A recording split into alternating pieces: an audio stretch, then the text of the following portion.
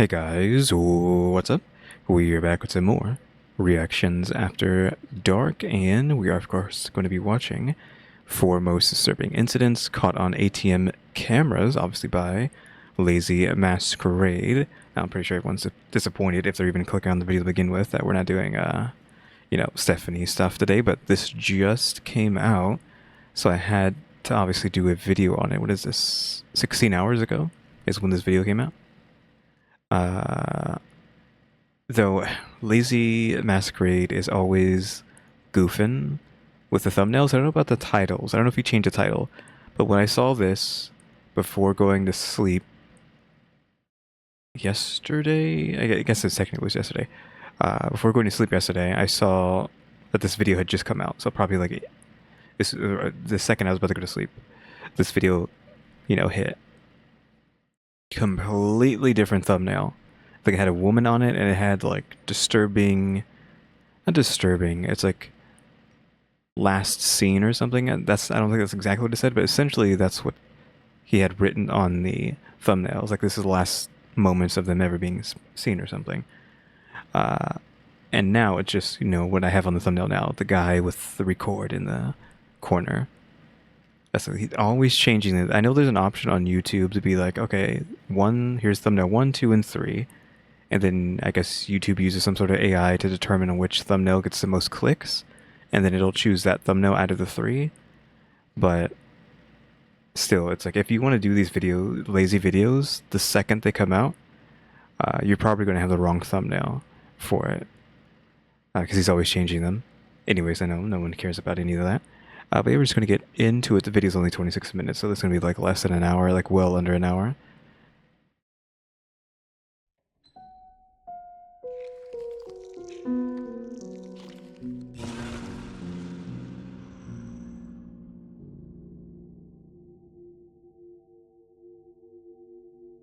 Okay, Matthew Chase. Matthew Chase was just 22 years old when he vanished from Los Angeles in the summer of 1988. On the night of June 8th, after dinner with his close friend and roommate, Teresa... I was gonna say, he looks familiar, but I think it's just, a lot of people look like a lot of other people, which I've said before, like conspiracy, like why does everyone look the same? Like when you take like a big picture of like every human who's alive, and it's like, wait a minute, why is there like, can so many people be like put into a box of having so many similar features to each other? Like I feel like we could divide like the planet into even further categories if we even wanted to go there just on appearance, but we're not, obviously, no. And I wanted to comment on, he loves this stupid dollar bill with the yellow smoke coming through it. I don't know how many times I've seen this dollar bill with him. Dahl. The two returned to their apartment. Let's roll that back because I didn't hear her On the night name. of June 8th, after dinner with his close friend and roommate, Teresa Dahl, the two returned to their apartment at around 11:45 p.m. That's when Matt noticed his paycheck still sitting on the coffee table. He was running low on funds, and with the bank likely to take 24 hours to process the deposit, he decided to go to the ATM immediately. Even though the machine was only 2 blocks away, Teresa was concerned that it was getting late, and insisted that he take her 1983 Volkswagen GTI. She also asked him to pick up some cat food from across the street on his way back. It should have been a quick trip, 15 minutes tops, but an hour passed, and Matt still hadn't returned. Teresa assumed that he was just driving around to clear his head, and so went to bed. But when she woke up the next morning and found his room empty, panic set in. She told her brother, Steve, who also lived at the apartment, and together they contacted the police to report him missing. But because Matt had only been gone for a few hours... Yeah, I was gonna say, like, you always hear the exact same thing, oh, have they not been gone for like 50 days? Can't do anything about it. Officers refused to act. Yep. They claimed that it was too early to open a case. Unsatisfied, Teresa and Steve started their own search.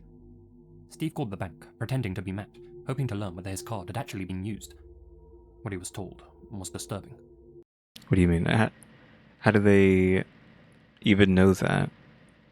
Why haven't they contacted the police?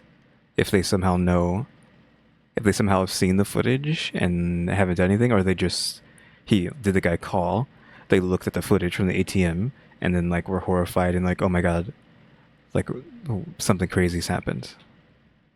Throughout the night, someone had attempted multiple withdrawals from local ATMs, including one for $280. That request was unusual for 2 reasons.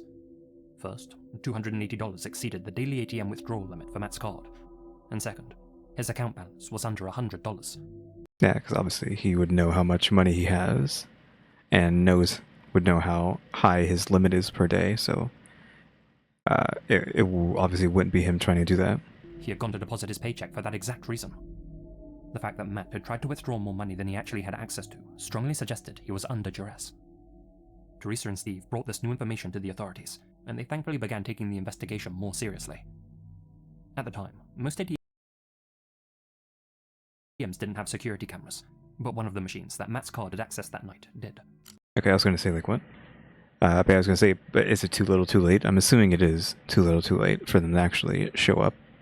Information to the authorities, and they thankfully began taking the investigation more seriously. At the time, most ATMs didn't have security cameras, but one of the machines that Matt's card had accessed that night did.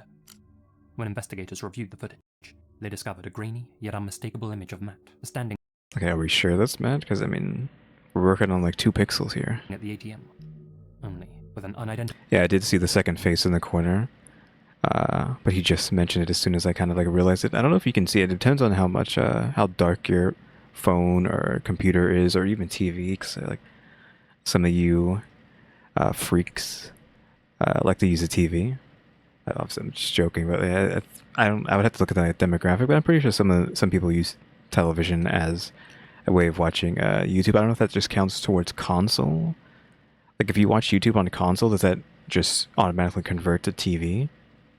I would assume so. So I'm guessing that's where the TV people are from.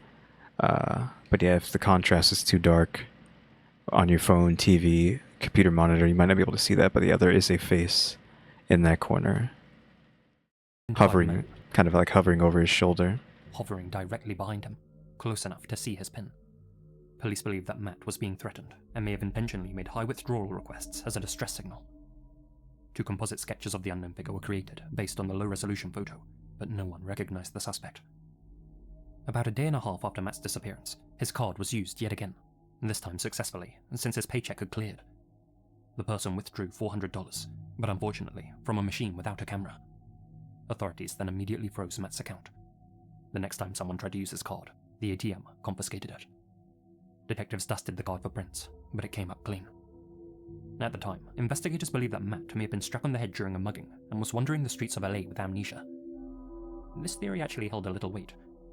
Did it? Because that's kind of like a very specific kind of scenario that we're baking.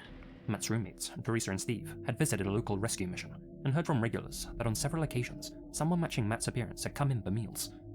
As such, both they and Matt's parents were convinced he was still alive. 3 weeks went by with no further developments. Then, on June 27th... Okay, before he says, like, oh, he was found, dead somewhere, I'm guessing if he was hit so hard he had amnesia, doesn't that mean he has, like, brain damage, possibly hemorrhaging, and then thus, well, we're saying 3 weeks later, he's just going to, like, hemorrhage to death over time, over those 3 weeks, and then be found dead somewhere? Teresa's red VW turned up surprisingly close to the ATM when Matt had last been seen. Investigators concluded that the car had likely been dumped there days or even weeks after Matt's disappearance. Like the car had been wiped of fingerprint evidence, but there was one possible clue. What, a single drop of blood? Because why use this stock footage B-roll? A blue bandana on the back seat. Okay, now blue bandana with... I don't know what the lettering in the middle is. Is that like gang stuff or something else? Is that just like part of the picture? It says PBS, like PBS broadcasting? Like what? Obviously not that. What does PBS stand for? Like public broadcasting service station? Question mark? PBS probably has said the name of their station like a billion times, right, on their station. Because I used to watch it all the time as a kid. So I feel like somewhere in the fog of memory that they would say the name of the station a lot during the kids stuff. I don't know why.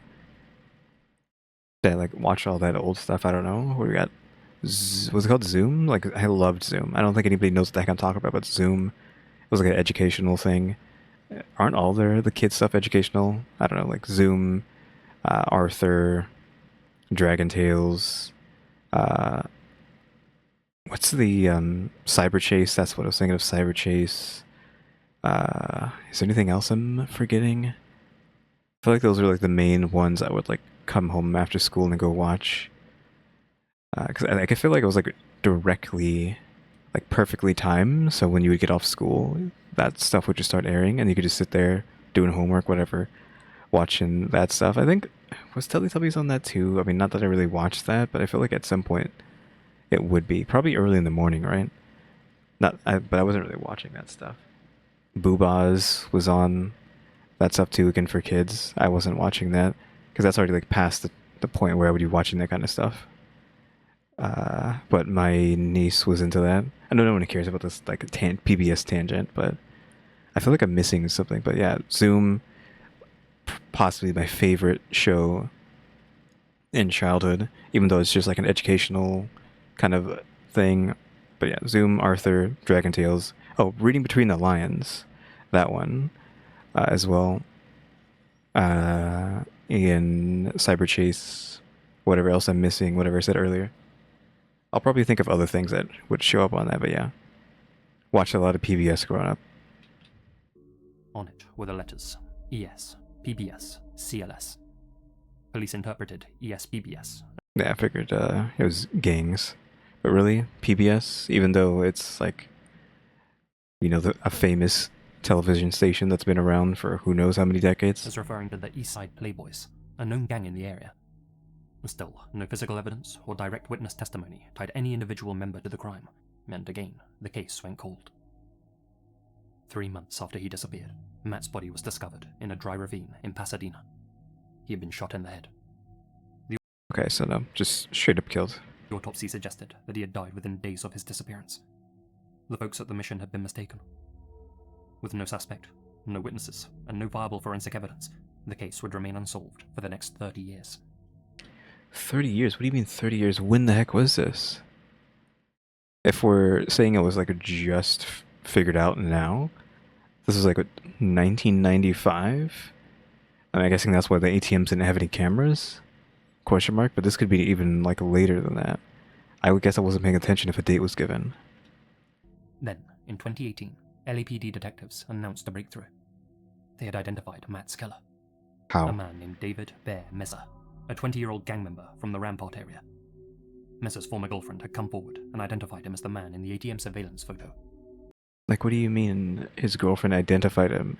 And a 20-year-old? Do you mean he's 50 now? Am I just confused? In 2018, LAPD detectives announced a breakthrough.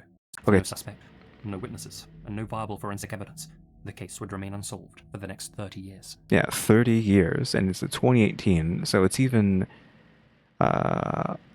later in history than just like right now, right? We're talking like early 90s. Then, in 2018, And by early 90s, I don't mean early 90s, I mean 1988 is when this happened, question mark, if we're using like exactly 30, right? So 1988, kind of oof. Like again, they said a 20-year-old. Are you saying a 20-year-old 30 years ago? So now his girlfriend is like, hey, this old man is who did it. LAPD detectives announced a breakthrough. They had identified Matt's killer. A man named David Bear Meza, a 20-year-old gang member from the Rampart area. Meza's former girlfriend had come forward and identified him as the man in the ATM surveillance photo. According to investigators, that was enough to close the case. However, the timeline didn't entirely add up. Meza had died in a drive-by shooting just 2 days after Matt's disappearance. As such, there's no way he could have worked alone. After all, Because that's why we're referring to him as a 20-year-old. Because he's already dead. He died when he was 20.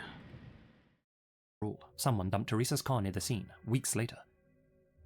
After 3 decades of silence, the people who loved Matt finally had a name, if not a full explanation.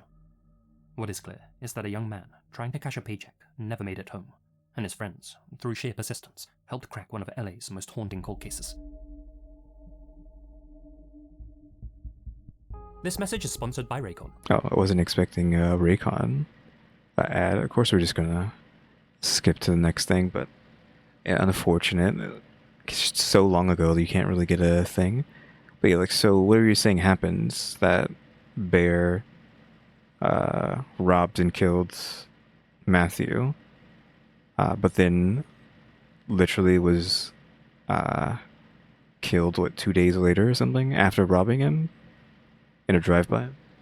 Possibly to get robbed as well? Is this like irony? Like you did this crime and now, yeah, like, like karma, etc. I don't know. Now we're getting into the next one now.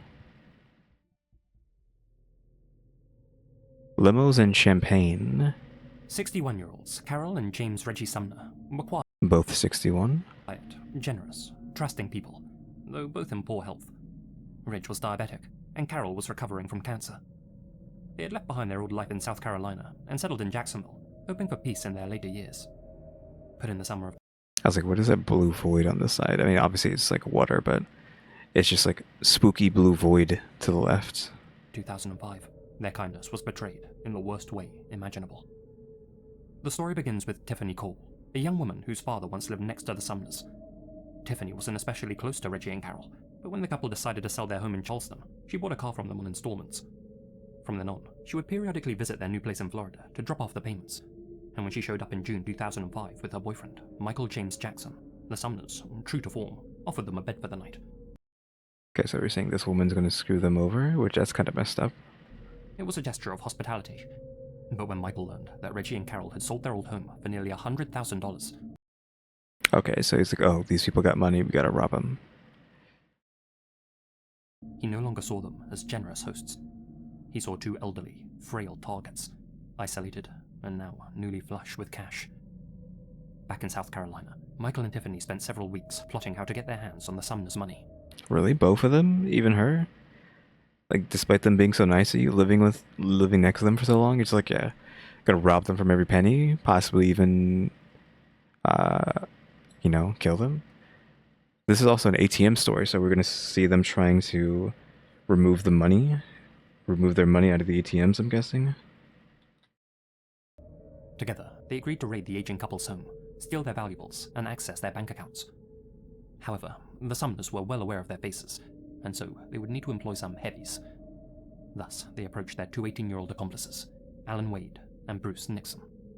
Okay, already in custody, clearly. On the night of July 8th, 2005, Alan and Bruce knocked on the Sumners' door, pretending to be lost teenagers looking to use the phone. Of course, Reggie and Carol let them in. But unbeknownst to the Sumners, the boys carried with them a black bag packed with duct tape, gloves, and a convincing toy gun. Okay, so they're gonna hold them hostage, but they only have a toy gun. This obviously has to go wrong, right? There's no way they're gonna make it out of this alive. Like, maybe these two people had guns of their own, but somehow the robbers get a hold of them? Question mark? I mean, they could just... they don't need to use guns to get rid of them, since they're so old, but still. Within moments, the Sumners were bound and gagged. Michael and Tiffany waited outside in a rendered Mazda RX-8, keeping their heads low. Okay, so they're just the getaway, even though this is their idea. They have these two kids doing this for them. Meanwhile, Alan and Bruce ransacked the home for valuables and bank details before forcing the Sumners into the trunk of their own Lincoln Town Car. Why? Then, the convoy set off. The Mazda in front to draw police if necessary, the Lincoln behind, with Reggie and Carol sealed inside. At a gas station, the group stopped for fuel.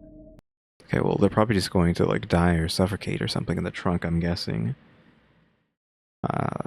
Is it just, like, you're gonna see them at the ATM here, and it's, like, wow, so messed up, or surreal's not the right word, but just messed up to be like, yeah, in this very moment that those two are still alive in their trunk, and yet, sometime down the line, like, they're already gone, but at this moment, at the ATM, they were still alive. Then pressed on into Georgia. Hours later, in the woods, Reggie and Carol were dragged from the trunk of their own vehicle. They were forced to give up their bank pins before being tossed into a pre-dug hole in the ground. You see, What do you mean they put them in the hole? Like, how far is this going? You bound and gagged them, threw them in the trunk, which they somehow survived that. Uh, then you're gonna put them in a hole and bury them alive? Possibly? Or you're just gonna put them in the hole? I'm assuming either way they're not gonna be able to get out, but it's like they don't know who you are, so like what's the point of like going this far against them? Days earlier, the four co-conspirators had driven out to that wooded stretch of southern Georgia and dug a grave. Before they had even set their plan in motion, they had decided there should be no witnesses. Michael became enraged when he saw the duct tape over the Sumner's eyes had loosened, saying that he didn't want them to see his face in their final moments. It was a mind thing, he said. After the tape was stuck back down, Reggie and Carol were made to lie down in the dirt. They were then callously buried alive. And you, depending on how deep the hole is, the dirt itself might just crush them before they actually suffocate. The killers abandoned the Lincoln in a field, then returned to the Sumner's home to steal the couple's computer, which they pawned for cash. Over the following days, they began draining the Sumner's accounts, hitting ATMs across Florida, withdrawing several $1,000s in total. Surveillance footage from one machine captured Michael Jackson withdrawing money from Reggie's account, money which he, Tiffany, and Alan spent on champagne and limousine rides. That's where the champagne and limousine comes from. It's like, really? Just living it up, knowing you got rid of two old people? Or, I mean, it's people in general, but like two old people? Really? That the couple had been reported missing. 2 days after the murder, the killers tried another trick. A phone call to the police, in which they pretended to be Reggie and Carol. How you doing? Hey, Reggie. I had to tell my wife right now her sister passed away. A friend of ours that lives in the neighborhood called this morning and said that the garage is open and that the Lincoln was missing. We just moved actually to there not long ago from South Carolina. Do you have anybody that we can contact to help us make sure that everything is in the house should be there? No, sir. My family lives in another state. When this recording was played to the Sumner's daughter, Rhonda, she confirmed that the voices didn't belong to her parents. So they actually made sure to confirm the voices. I think these people are just like really dumb, even though they were able to do this. They're just like incredibly dumb. Since, you know, just at the ATM, facing the ATM, just not even thinking about the cameras, just getting rid of these two old people, doing this stupid call for who knows why. I mean, at least I'm assuming they're going to get what's coming to them, right? Because of all this stupidity. On July 14th, investigators traced the ATM withdrawals and tracked the group to a motel in Charleston. Inside, they found some of the Sumner's stolen belongings. Michael, Tiffany, and Alan were arrested. Bruce Nixon, who was later picked up in Jacksonville, cracked almost immediately. He told investigators everything, including the location of the burial site. 8 days after the murders, I would hope that they were somehow able to dig out, but they're bound and gagged, right? So there's no way they would have been able to get out of it. Reggie and Carol were finally found buried in that shallow pit. According to Bruce, they had been clinging to each other when they were forced into the trunk and into their grave. Even in death, they hadn't let go. I was so hoping that somehow miraculously they would still be alive, but it's too many days have gone past. Even if they didn't end up suffocating, they would have just died from dehydration. Unless they could, like, we had like crazy stories like was it, I don't remember what the mall is called, because was it Itaewon Mall? I don't think it was, but the mall tragedy in Korea. Yeah, Itaewon was the passageway street. That was that was the thing that happened on the street. I don't remember what the mall was called. But we had people that were trapped under like rubble of a collapsed mall, just sipping on what little water was dripping down from like leaked stuff and like rain and whatnot, and they were lasting for like quite a while. So you could maybe hope that like water in the soil was enough, but they probably just suffocated.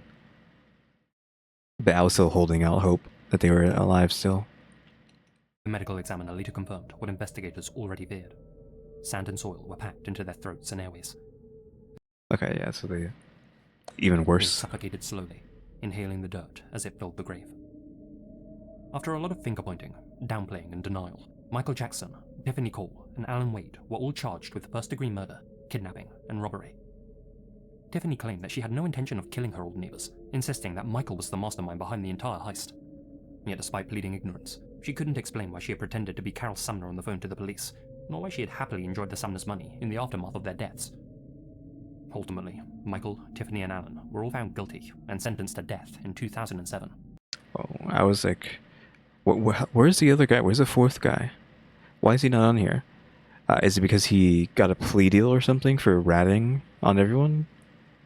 I know the last time like an elderly couple was killed, I was like, erase these people from existence. But I think I'm just in like such a mood where I'm not in a like a vengeful mood. But screw it, they got the death penalty. Good riddance. Because he cooperated with the investigation. Yeah, that's what I thought. Because he cracked and probably got a plea deal or whatever, he just probably gets life in prison or something. Bruce Nixon was instead sentenced to 45 years behind bars. Okay, 45? Nearly life?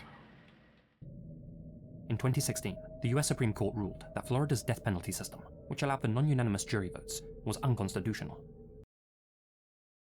What, are they still alive? Is that what you're about to say? This meant that all 3 death sentences were overturned and had to be reconsidered. In 2022, Alan Wade was resentenced to life without parole. In court, he told the judge that the version of himself who committed those crimes no longer exists. In August 2023, Michael Jackson was again sentenced to death. Witnesses again reiterated that he was the ringleader who gave the orders, who controlled the plan, and who made sure the couple never came out alive. Just days later, Tiffany Cole was spared the death penalty by a 10-2 jury vote. She's now serving life without parole. Okay, so life and then 40. 40 might as well be life for that guy, but maybe he'll actually get out when he's... Actually, depending on... Because I don't know who's who. Is he one of the 18-year-olds? If he's one of the 18-year-olds, then he is still going to have some life to live, assuming he just doesn't die in there within those 40-something years. So just one of them got death, and she got off. I mean, you'd assume she'd get off. Just... You know. But...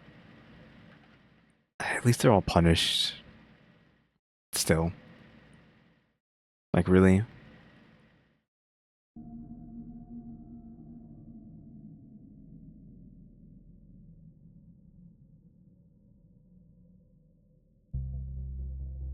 The Singers. This one's short. 81-year-old William Singer and his 64-year-old wife, Barbara, had built a quiet life together in Phoenix, Arizona over the years. Now enjoying retirement, William had once been a helicopter pilot in Chicago, training emergency responders, while Barbara had been a nurse, assisting countless members of her community. Friends and neighbors described them as gentle, helpful, the kind of people who lived simply and kept to themselves, the kind of couple who were still very much in love. By the summer of 2014, their health was failing, but they still lived independently in their modest home near 35th Avenue and Bell Road. They had no enemies to speak of, no debts, nothing to suggest they were in imminent danger. But on the night of June 28th, 2014, something unusual happened. Security cameras outside a Wells Fargo ATM captured both William and Barbara making cash withdrawals just before 10:30 p.m. Okay, how much is it going to be? We're almost like halfway through the story already, just like talking about them, so what could possibly happen? Are they just going to go missing and never seen again? And we don't know what happened to them? It was... Though, okay, let's go with like the best case scenario before he even like tells us what happens. What if they just withdrew all of their money because they're like, hey, we're old, we are literally going to die in a few days. Not literally, but like nearly literally, like we were barely making it through day to day. Let's just withdraw all our money and just go nuts with it until we just give out somewhere, right? Just like one last hurrah. Who knows? Like that's like best case scenario. Them just having the time of their lives at the end, but I'm gonna assume that's not what happened. But if he just says like they were missing and never seen again, well then I'm just gonna go with they were just having some fun at the end. It was a sweltering evening, and the time of night made the transaction stand out. The couple rarely left their home after dark, and even more strange was the fact that they withdrew money separately, one after the other. Detectives would later say that the ATM footage didn't look right. William especially appeared anxious, as if someone might be directing him just out of frame. They now believe the couple may have been under duress, forced to take out cash before returning home. 4 days later, on July 2nd, police carried out a welfare check after neighbors noticed that the Singer house had gone quiet. What they found inside was gruesome. Both William and Barbara had been murdered. Okay. Again, couldn't get the best case scenario. Another elderly couple taken out, unfortunately. Like the third one in like a lazy video, because I think the other ones was a lazy video too, right? I don't know if it was Crowley or lazy, but just they cannot catch a break. William was discovered slumped in a chair, Barbara in another room, indicating that they had been separated before being killed. There were clear signs of a violent struggle, and as one detective put it, the pair hadn't been killed cleanly. They had been slaughtered. Yet there were no broken windows, no splintered door frames, no sign of a forced entry at all. Whoever took their lives either followed them back home after watching the couple make their withdrawals, or, more likely, rode back with them and forced his way inside. The ATM surveillance footage became a central clue in this case. It offered a narrow window into what may have been the start of the crime, and it remains one of the only pieces of physical evidence. Yeah, I assume like there's no resolution of this since it was such a short story here. Detectives believe that the killer, or killers, were nearby that night, waiting, directing, and perhaps threatening the singers just outside the camera's view. Yeah, this was like too early on in history for there to be like a billion cameras everyone's houses. I forgot what was going on because it was 2014. It's not like there was like 1,000 Ring cameras on every doorstep.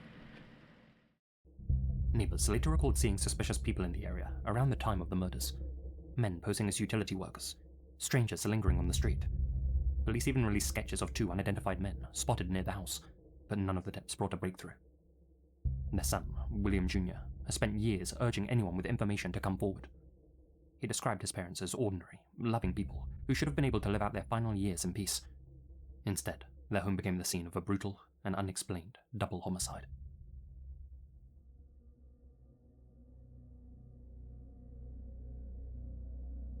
Kayo Matsuzawa? Probably more like Kayo Matsawa. In September 1998, 29-year-old Kayo Matsuzawa, a tourist from Yamagata, Japan, landed in Auckland.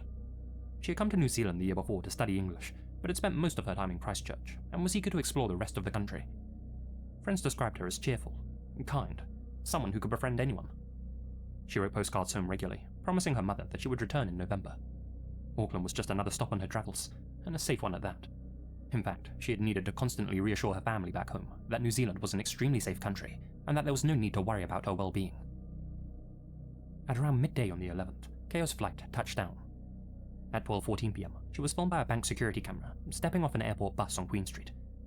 She then immediately checked into the Backpackers Hostel on Fort Street, where she planned to stay for 3 nights, and I'm guessing this is the person who was on like the thumbnail before he changed it to the other one. Who is still missing? Question mark? neatly arranged her belongings in her dorm. Around an hour later, she set off to explore the city. At 3:32 p.m, a BNC security camera caught her walking past the Countrywide building, a mere 2-minute stroll from her hostel. She appeared to be alone.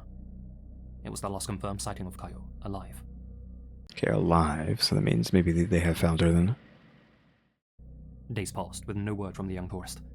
Then, on September 16th, her handbag, passport, and insurance papers surfaced in a rubbish bin on Albert Street.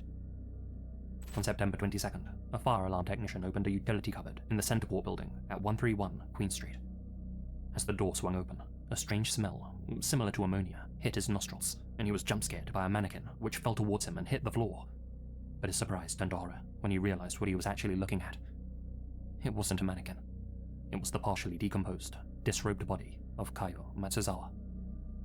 The cupboard where she was found was hidden in a confusing maze of stairwells shared between the Centre Court and B&Z buildings. It was a space accessible through multiple routes: a food court, a pub, a car park. Access cards were required for some doors, but people who worked there admitted that strangers often slipped in through side entrances. The room with the I just like letting people into these like private areas like this. I mean, people will try to get into anywhere, right? So it's just something you have to deal with. cupboard itself was locked, but could be opened with something as simple as a screwdriver. The state of Kayo's body meant that her cause of death couldn't be determined. Male DNA Why was she so decomposed? was found under her fingernails, suggesting that she had fought back. Yeah, I was gonna say, before he even got to it, like that must mean she was fighting. Her cause of death couldn't be determined. Male DNA was found under her fingernails, suggesting that she had fought back against her attacker, but no match has ever been made public. None of her clothing, nor her crescent-shaped silver earrings or delicate gold ring with a pink stone have ever been recovered. Okay, robbed. Police considered whether she had been given a drink which had been spiked, perhaps at the QF Tavern connected to the building, or the International Food Hall inside Center Court. Those who knew Caillou described her as a light drinker who could barely finish a bottle of beer. She wasn't the type to wander into bars alone. However, she was friendly enough to go with new acquaintances. Her friend, Naomi Saishu, said that she was the kind of person who could easily make friends, especially at a hostel. She wasn't a shy person, and her English skills were very good. In the opinion of many, she may have met and put her trust in the wrong individual. Over time, more evidence, or the lack thereof, presented itself. On the weekend Caillou vanished, the electronic swipe card logs that tracked who went in and out of the BNC and Center Court buildings had been wiped. Even the They were wiped? Are we saying this is an inside job? paper printouts were missing. On top of that, the disposal of Caillou's belongings raised more questions. They'd been found dumped in a public bin 5 days after she had disappeared. Whoever took her life had almost certainly returned to the scene before her body was discovered and removed and destroyed evidence. And whoever they were careful. There were no fingerprints, no DNA aside from that found under Caillou's nails. But with so much evidence missing from the scene, it's noteworthy that the killer didn't remove Caillou's body from the stairwell cupboard.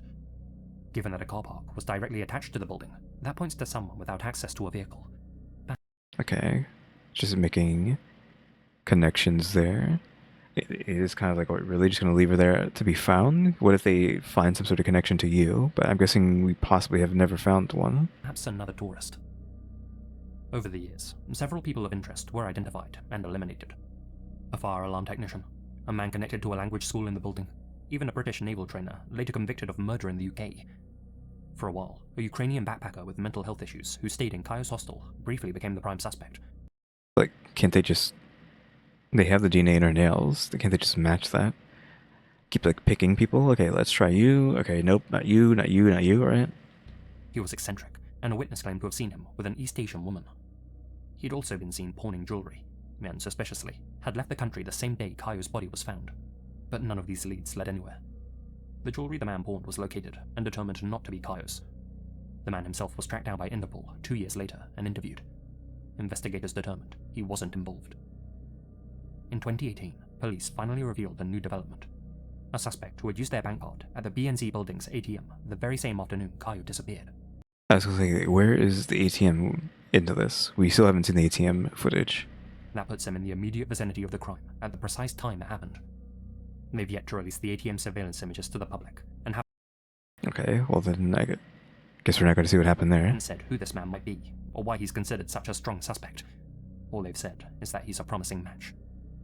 What is clear is that Caillou's final moments led her less than 2 minutes away from her hostel, past the Center Court building, and into a trap just steps from one of the busiest streets in New Zealand's biggest city. Whoever the culprit was, the authorities believe it wasn't his first rodeo, and that Caillou may have encountered a serial killer that fateful afternoon. According to lead investigator Scott Beard, we believe it was someone who was quite confident, but enough to talk to a Japanese tourist. Somebody who was charming, who somehow gave her the confidence to speak to them, and maybe even go with them. For Caillou's family, the pain has never healed. Her mother described her as kind, friendly, someone who made everyone around her happy. She had promised to return home in November. Instead, her life was cut short just hours after arriving in Auckland, and the person who killed her is still out there. Yeah, still haven't found the guy, even though apparently they think whoever this new person is them, but still haven't done anything about it.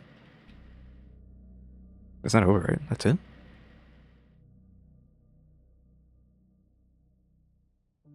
Yeah, okay, that's the end.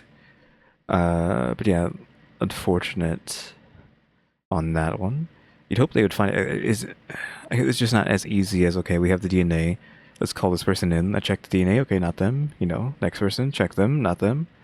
But I guess they actually have to find whoever they think this person is on the ATM footage, and test the DNA to see if it is them. I'm guessing they don't want to show the ATM footage so that the person who has done this doesn't get a clue and like, oh, these people, the police are searching for me, so I need to get out of here. I think they're trying not to tip him off. I would assume like maybe she's in the footage and that's why they're like, okay, this must be the guy because both of them are in the footage somehow. But again, they can't show it just in case he catches wind of it and then flees the country, if he hasn't already done that. Yeah, that is going to be it for today. I think as usual, tomorrow's not going to be anything. The day after that, we'll see. But guys, thanks for watching. Remember to buy my stickers, think about becoming a member, subscribe if you haven't subscribed, because we're working on watch time and subscribers. And don't forget we have a throne now as well, though I keep forgetting not to say that because we're moving, so I don't want anything done with the throne right now. And shout out to the members, EmmyStarr, RaleyDrew, and alexgkiller 880. Yeah, guys, thanks for watching. Tune into the next episode. Like, subscribe, comment. You know the do. See ya.